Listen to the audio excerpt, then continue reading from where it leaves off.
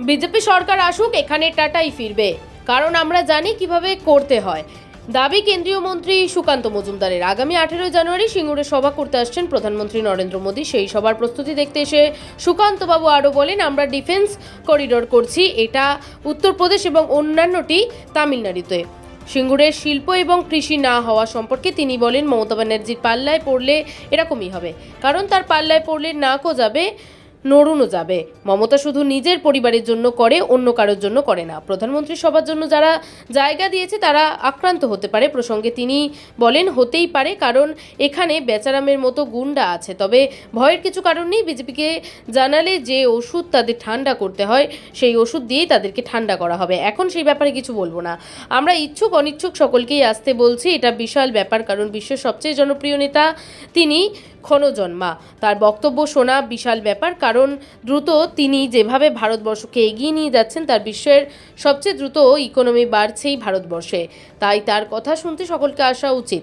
তৃণমূলের আসা উচিত, তাতে তাদেরই সুবুদ্ধি হবে। পশ্চিমবঙ্গের শিল্প তো নেই, কারণ মুখ্যমন্ত্রী চানই না যে শিল্প হোক। মুখ্যমন্ত্রী চান মানুষ গরিব থাকুক, মানুষ ঘুগনি বিক্রি করুক। উনি ভাতা দেবেন, সেই ভাতায় আপনি ছোলা কিনে ঘুগনি করে বিক্রি করবেন। আর মুখ্যমন্ত্রীর ভাইপোর কোটিপতি হবে গরু পাচার করে, কয়লা পাচার করে। ওনার পরিবার ভালো থাকবে। 12,000 টাকার জুতো, চোখে 1.5 লাখ টাকার চশমা ওনারা খাবেন, ওনারাই পরবেন, আর আপনি ঘুগনি বিক্রি করবেন। ঠিক এমনটাই বললেন সুকান্ত মজুমদার। নাগরিকত্ব নিয়ে সন্দেহ থাকলে ভোটার তালিকা থেকে বাদ প্রসঙ্গে বলেন, নাগরিকত্ব বিষয়টি খুবই গুরুত্বপূর্ণ, কারণ সংবিধান অনুযায়ী ভারতবর্ষের প্রধানমন্ত্রী ও মুখ্যমন্ত্রী ঠিক করেন ভারতের নাগরিকরা। তাই এক্ষেত্রে রাজনীতি করা ঠিক নয়, কারণ এটা ভারতের সুরক্ষার বিষয়। তাই কারণ নাগরিকত্ব নিয়ে সমস্যা থাকলে সেক্ষেত্রে নির্বাচন কমিশন যে ভূমিকা নিচ্ছে, বাকিটা ঠিক করবে কোর্ট। এতে আমাদের কিছু বলার নেই। সেদিন এমনটাই বললেন কেন্দ্রীয় প্রতিমন্ত্রী সুকান্ত মজুমদার।